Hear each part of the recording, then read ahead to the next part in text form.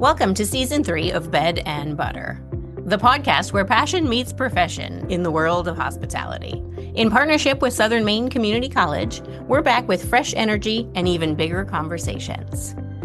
This season, we're talking with culinary innovators, a brewery entrepreneur, hotel and industry leaders, a TED Talk speaker and influencer with a purpose-driven message, as well as one of the top tourism execs in the country, all sharing insights that will inspire and elevate your journey.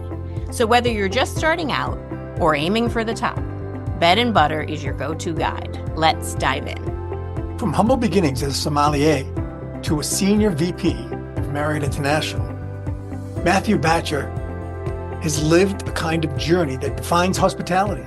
He's serving as vice president and global brand leader for distinctive brands like Moxy, Westin, and the newly acquired CitizenM. Matthew brings decades of experience, heart, and hustle to shaping some of Marriott's most vibrant brands. Today, we sit down with a leader whose story is just as inspiring as the spaces he's helped create. So sit back, relax, and get inspired. Matthew, I am so excited to have you here today, and you've been someone I've watched go through your career, and it's just exciting to have you, and thank you for being here. Sean, it's awesome to be here. I've been really looking forward to it. Very grateful and humbled to be here. So thank you. Well, yeah, I thought it would be really neat because, when I say you're young relative to me, but I think our listeners will have a lot in common with you. And I do think that we are both alike in that we both have Jeeps. So that's a cool thing to have. And have you enjoyed your Jeep this summer? So I don't have one anymore. Oh, no kidding. Yeah. I'll come get you and go top down. Yeah.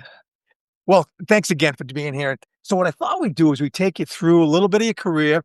And it's interesting that we have a lot of listeners who might be on the food and beverage side, might be on the hotel side, might be on design side. There's lots of different areas. And you've kind of touched on all different things in your roles throughout your career. And I'd suggest people go look at your LinkedIn and see all the different roles you have. But let's touch on some of those. We don't have to spend too much time unless something's really fun or exciting you want to share, but we'll just dig into your side. But let's start with food and beverage. I think that's kind of how you started. Yeah, I was 18. I was working in Philadelphia. I needed a job. I was interested in food and beverage, but it was more about the paycheck. So I walked into probably one of the top 5 restaurants in the country at the time in a suit and tie, never worked in a restaurant. I said, I'll do whatever you want me to do. I'll do it. And they hired me on the spot, and it was an eye-opening experience. I fell in love with food. I fell in love with wine. I fell in love with service. Think of some of these great restaurants like 11 Madison Park. That's the type of restaurant this was. Wow. Yeah. And I noticed that you were a sommelier. Yeah. It took a while to get there. There's 2 types of people in this industry: those that have a plan to get into the industry, and those that fall into it by accident and don't want to leave. And I was the latter. So I did college. I was going pre-law, and I actually dropped out of college to move to Brazil for a couple of years to play soccer, chasing a dream, and that dream didn't materialize in a meaningful way. And I came back. The only thing I had was great food and beverage experience and bum knees. So from there, I parlayed that into an independent fine dining restaurant, got into wine at 21 and, passed my Guild of Master Sommeliers exam. And I was going to go down that route. I thought I was going to be a master sommelier, and I wasn't going to pursue a college degree. So I was sommelier and a general manager of a fine dining restaurant, and I was looking for something new. And that's how I found Marriott. So I actually started with Marriott as an hourly associate, as a sommelier, doing wine sales. Wow. And so that's an interesting thing, that there's a lot of people who jump into roles, and in your role, you jumped into Marriott. So you had a growth plan that maybe you didn't see coming, but it turned into a great growth plan for you. And this might get me in trouble with the company, but I needed to join Marriott because I needed another reconstruction on the knee, and I needed really good health insurance. And then it opened this door. I'm just amazed by the hotels and the opportunity and the different types of brands. And really, I fell in love with the people too, the associates on property. I mean, you worked in a hotel, you know how amazing the people are on property. And it felt like home to me. And I was like, I'm going to make a career out of this. And ended up going back to school to finish my degree in hospitality and then getting my MBA. But I've been in with Marriott almost 21, 22 years now. Wow. And I think, what's neat is that we never know when we jump into something what's going to happen. I was a teacher. I had a 4-year degree in education, and I ended up running a 19-room motel, which my listeners have probably heard that story a few times. But I think that the same thing, you never know, and you got to have your eyes open when you go into something. and be able to raise your hand and And say, I take want to do risk. more. Even if it feels uncomfortable, take risk and do something different. Yeah. So, okay. So you're a sommelier. How did you progress? What did you do? How did you go next? Met my wife, had kids early, and I was gonna just grow with the company. So, I bounced around restaurants, did the restaurant manager, director of restaurants, director of food and beverage, director of event management, and then I was challenged by a mentor to do something outside my wheelhouse and get into rooms. And I didn't want to do rooms, but I took over as a director of operations at a hotel. It was a dual brand hotel. We had a Renaissance and a Residence Inn, about 605 keys total. We finished number 1 in the company for GSS. For us, GSS is our guest satisfaction scores, and it's one of the 3, pillars of a balanced scorecard. And somebody at corporate noticed and said, "Hey, don't know what you're doing at this hotel, but it's working." I had a great GM at the time who gave me the flexibility. Ray Bennett and Tina Edmondson, all these great leaders in the company said, "Hey, come work with us." And so I made the transition after 10 years on property to headquarters. Well, and that's where we met is when you were in headquarters. And let's talk a little bit about you jump into, so you're in ops, then you get into brand leadership. And then you get into lifestyle, distinctive, classic, premium, and, that's gonna be to a lot of people who aren't in the business, that's gonna blow them away. They're gonna blow them away. What is he talking about? To a guy who's been doing this for 40 years, I still wonder what these new words are. So just touch on each one of those, maybe the difference in distinctive versus premium versus standard and select. It's, maybe not blown away, but they'll definitely confuse them if they're not into Yeah. it. Yeah. We're close to 40 brands now in the company.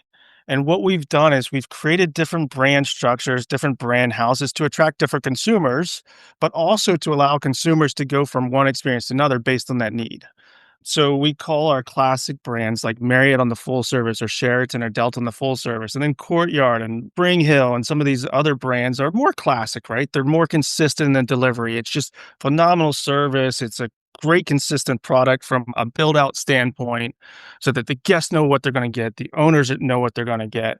And then you have the distinctive brands, which are on the lifestyle side of things. Lifestyle doesn't resonate across the world, so we've rebranded lifestyle to distinctive. But these are brands that are super unique to really dive into the bar experience. You walk in, the music's pumping, the light's a little bit dim. There's a design narrative that is different based on location. And you take that concept of classic, distinctive, and you can move it up into luxury and you can move it down into select. So a good example of that is in the luxury space, you got Edition and W. Very distinctive brands, right? In the premium space, you have the collection brands with Autograph and Tribute. You have Renaissance and Le Meridien, and even Westin with its strong position around well-being. And then in the select space, I think worked a little bit on this is Moxy and AC, and now the new acquisition was CitizenM, which we're so excited to bring into the portfolio. You can see how we tier up and down the chain scale with these 2 different distinctive and classic nomenclatures. Wow. So 40 brands, and how many brands are under your, I mean, I looked at your title and I didn't read it because I don't want to mess it up. There was a lot to it. But how many brands would you say you're affiliated, you So personally? for US, Canada, and French Polynesia, it's closer to about 14. I haven't checked my email today. It could be 15. I don't know. So I have all the premium brands, which on the classic side, Sheraton, Marriott, and Delta. On the lifestyle side, Renaissance, Le Meridien, and Westin. On the collection side, Autograph, Tribute, and Design. And then we're starting to get into these endorsed categories. You saw what we did with Sonder last year, what we did with MGM. We launched Apartments by Marriott Bonvoy. So these are like, and one of my favorite ones is we announced a partnership we acquired Postcard Cabins in the outdoor space, which I know you're passionate about the outdoor. And so we're really getting into this non-traditional lodging. And, Trailborn's a great partner of us with a couple of hotels and more in the pipeline. So it's really unique with the premium and endorsed segment that we're making sure we have a place for every customer and every purpose and every passion for that customer. It's ironic, but it's really interesting that all of these things, they have something common. Now, they obviously had the word Marriott, but they don't say that. But there's another thing that's kind of bonding all of us together. And I think Arnie Sorensen, when he's back in his day, he said that was a new thing for us, and the Bonvoy. Can you Yeah, just touch on that? Well, that wasn't one of the questions I prepped you for, but I'm sure you know what Bonvoy is. You can tell us all about that. I hope so. It pays my mortgage. When we had Marriott Rewards, we had a Ritz-Carlton Rewards program, and then when we acquired Starwood in 2016, 2017, they had SPG, Starwood Preferred Guest, which was a dynamic program, beloved program. We could no longer operate with three different programs, so we brought them together, we reset the rewards, we took the best of Starwood, the best of Marriott, and created Marriott Bonvoy. And so it's a loyalty program. We're north of close to 250 million members globally now, and we continue to see that grow. But it gives us this platform that's unparalleled so that consumers can come into our system and they can experience everything. So if you're on a anniversary trip and it's a milestone, go on a Ritz-Carlton cruise. Go to the Edition and have a great experience. If you're traveling for soccer, stay at a Courtyard. If you're staying for a long time, stay at a Residence Inn. And so you have all these different purposes that need to be achieved by different brands, and the Marriott Bonvoy ecosystem allows you to do that, and also redeem points and earn points so that you can go do it for free at one point. You're not an old man like me, but you are maturing, so you're not a kid anymore either. How do you stay relevant? How do you stay relevant? I mean, you're dealing with brands that you need to be relevant. How do you do that? And how can people that are a bit older than us even stay relevant? I think there's a couple ways to do that. Number one is making sure you're staying on top of trends. And sometimes we use agencies to do that. Be careful not to chase fads. Fads are like a blimp in time, but trends last multiple years. Number two is hire good people that are more connected to the experience than you are.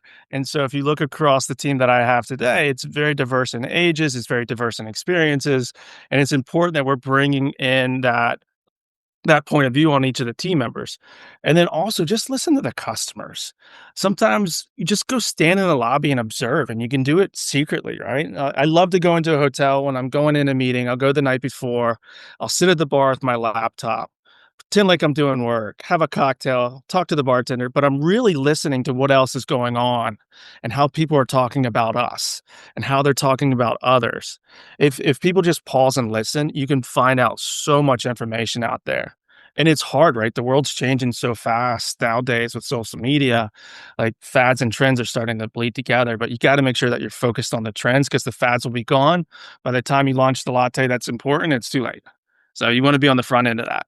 And I think that's a great message that I think, back in the day, brands would, go out and pink's the color this year, and next year it's going to be green, and next year it's going to be purple. And there's a discussion about making things a little bit that they extend on in life, like the AC. That would be one of those things, that look, that feel, so that allows you to keep that, but then you can put the splash of color or keep the trendy cocktails or those things without having major renovations every 7 years. Right. I mean, we talked about the balanced scorecard. Owner satisfaction is one of those. We own a very, very small percentage of our hotels, so we rely on owners to deliver on the guest experience. And changing colors just because a brand leader doesn't like the color isn't the best thing to do. So I think you'll find with my team and all the other brand teams across the organization, we're really grounding those type of decisions in data, and we work very, very closely with our owners on, do we need to make a change? If we make a change, what's that change going to be like? I don't know if this audience is aware, but we have a franchise advisory council for pretty much every brand. You sit on a few, but these advisory councils are franchise management companies, they're owners, they're developers, and we meet and we talk about the issues for that brand and some of the changes that we need to make. So we have listening councils that really help guide us to make those decisions. I think one of the things that I valued the most was during COVID, that it was coming together of Marriott and us and our owners. And it was really sitting down, what do we need to do? How are we going to get through it? But what happened, we all learned that conversation, that discussion, that listening to each side has benefited us for years since. And that's we were hitting the head with that COVID, but we all found that, geez, if we talk and we really get serious, and a lot of changes that have happened since then have been because of that collaboration. Yeah, when you're in survival mode and there's only two of you on the island, you got to come together, right? That's right. One will eat the other, and then you won't survive. And I think that was a great example. I think we worked on a project called Hot Tamale, Yeah. which was a project code name looking across food and beverage everywhere from luxury down to select service, and using COVID as an excuse or as a springboard to do things differently, to still take care of the consumer, but make it more economic in a way. focus on what really matters. And we hired an agency to do a whole bunch of consumer research, like what's the future of food and beverage.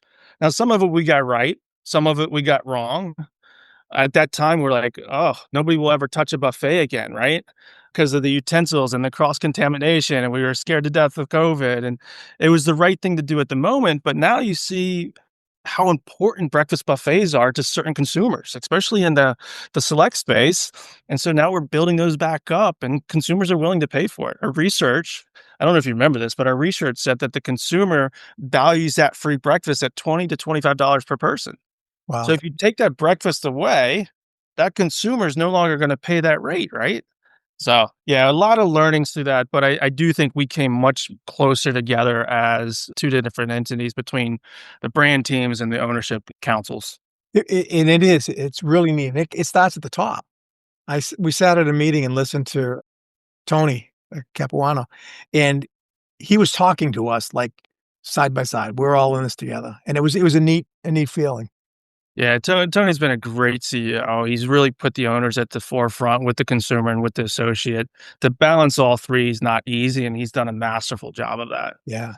Yeah, well, he's got a lot of people like you and the rest of you, the senior executives with Marriott that have helped us through that. So tell me, you mentioned something about a mentor kind of guided you to jump ship on the food side, move over to the hotel side. I mean, not jump ship, but evolve yourself.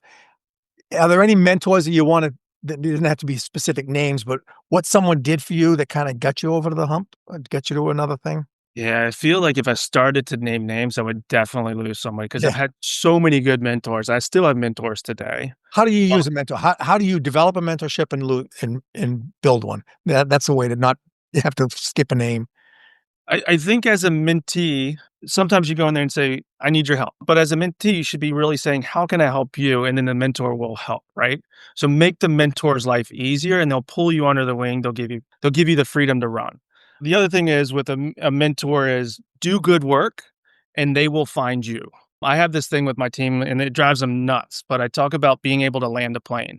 A lot of people have good ideas and a lot of people can get those ideas in the air, but very few people can take great ideas and get them on the ground and actually land the plane. So it makes a difference in the associate life and the owner's life and the guest life. And if you start landing planes, people will notice and the mentors will start coming to you.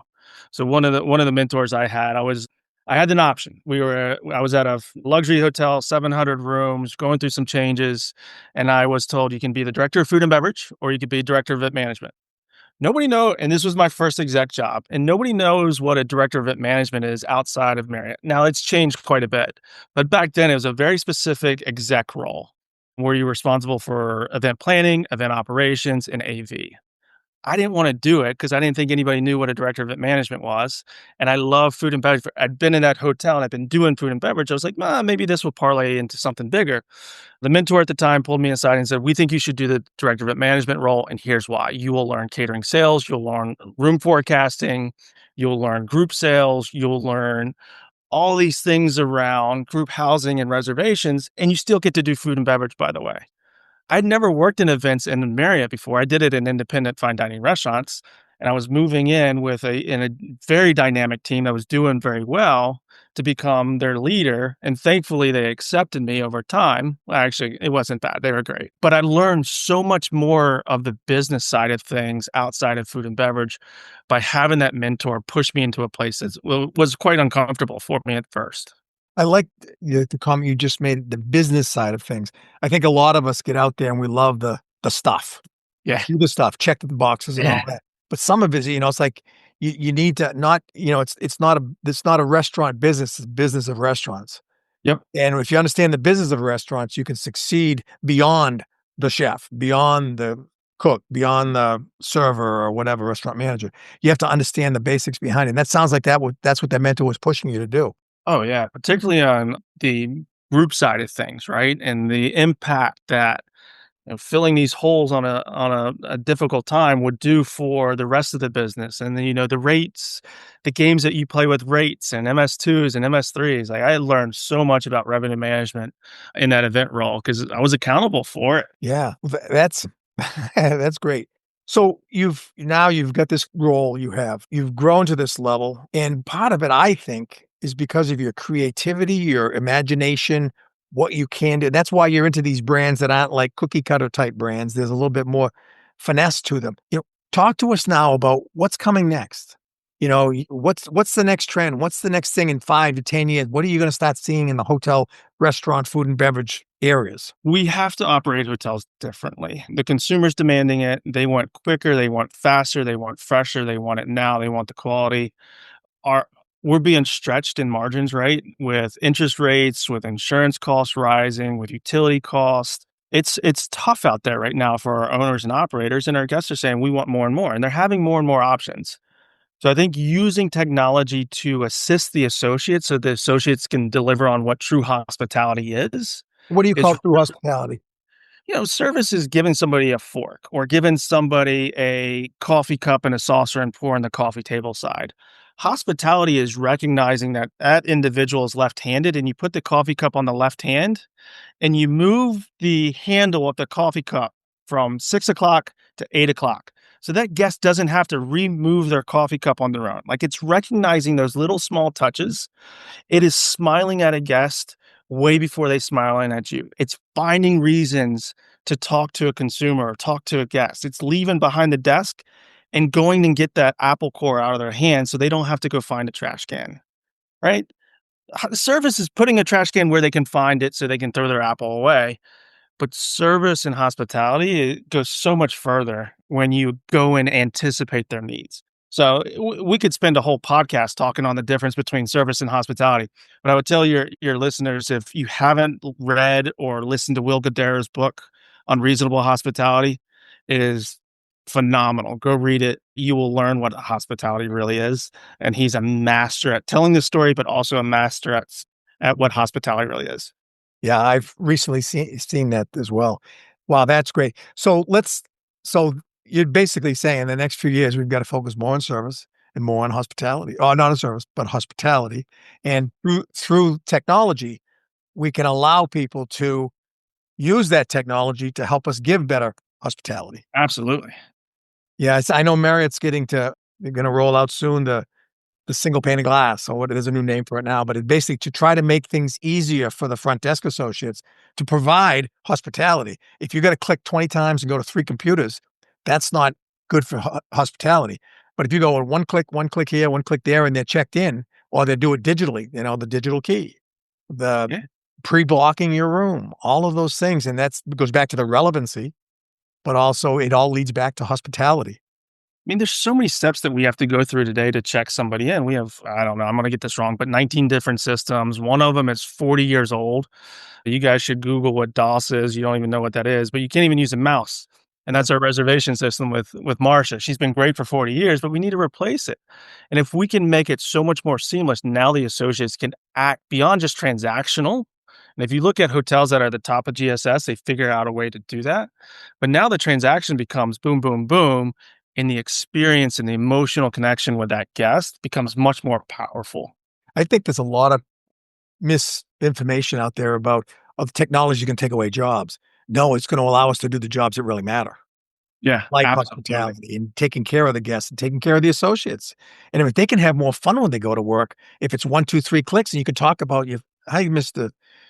Riley, your guests, you're welcome here. How's your kids doing? Oh, I saw pictures of your grandson. That kind of thing. That allows that kind of hospitality to happen. Yeah, I mean, it's 40 hours to train a front desk associate to check somebody in, to manage all the bills, to check somebody out. In this new world, within 10 minutes, you can learn how to check somebody in. Yeah. So, yeah, we're excited. That's great. Well, Matt, we're kind of winding down, but let me say, here's your chance to say something to the listeners. You've got people out there that are Marriott execs. You've got people that are Hilton execs. You can tell them to jump ship and come over to Marriott. Yes. But you could also, but you've got people who are working in the industry, the front lines, and then students. What would you say to them relative to hospitality, your career, life, whatever you want to say? It's up to you. It's an open book. Oof. That's a hard question to end on. Well, right now you've got your chance to say, okay, I can make an impact on the lives of the listeners. Yeah, so I've been very blessed in this industry, an industry I told you I fell into. It's been great for me. It's been great for my family. I absolutely love it. And I tell you, I've probably been moderately successful because I've been willing to take risk. I've followed passions. I've followed great leaders where they've allowed me to follow them. And then this growth mindset. Our world is changing so much. Reading books, you talked about creativity. 80% of us, creativity is a learned skill. And so doing classes around design thinking and human centric design, you can really start to stretch different muscles. And so for me, I would just tell the audience, take risk, follow your own line. Don't try to follow somebody else's career path. Follow great leaders and have fun. It's a hell of an industry. It's a ton of fun if you do it right. And for, 28 years now in the industry and 21 with the company, it's always been fun. There's bad days and there's good days, but the quality of the good days far outweigh any of the bad days that I have. Hopefully doing this a long time. Maybe one day you'll hire me, Sean. Well, let's just do that. You probably should. I'm gonna have to cut this out of the thing so you don't get in trouble. And I don't get my, I want to say thank you. You've really, I want to stay in the business just to watch you. I mean, I'm on the other end of my career, but I just want to watch you grow and watch what you do with distinctive brands and premium brands and all the things you're doing. And I thank you for doing this because it's more than just doing things for Marriott. You're doing things for a lot of people who might be someday a Marriott exec or a Marriott associate and who might, be in the food and beverage side, and be in the restaurant group and be, all of those things. And if they take some of that advice you just gave at the end, it doesn't matter what field we go into. They could go out and be in business, some other business. But that same thing you just said is very relevant. Yeah, let's hope so. Hopefully, one of these listeners that is in school today, I'll work for them one day. Yeah. So Well, come thank on you in. so much, Matthew. This has been amazing. And actually, I'm going to share this with my team before we even go live on the podcast. But thank you so much. It's always good to see you, Sean. Thank you for all your support and partnership, and wish you the best of luck, my friend. Thank you. Thank you for joining us for another episode of Bed and Butter, the hospitality podcast produced in partnership with Southern Maine Community College. Subscribe to the podcast to ensure that you don't miss any episodes, and while you're at it, share it with someone who might benefit from these insights.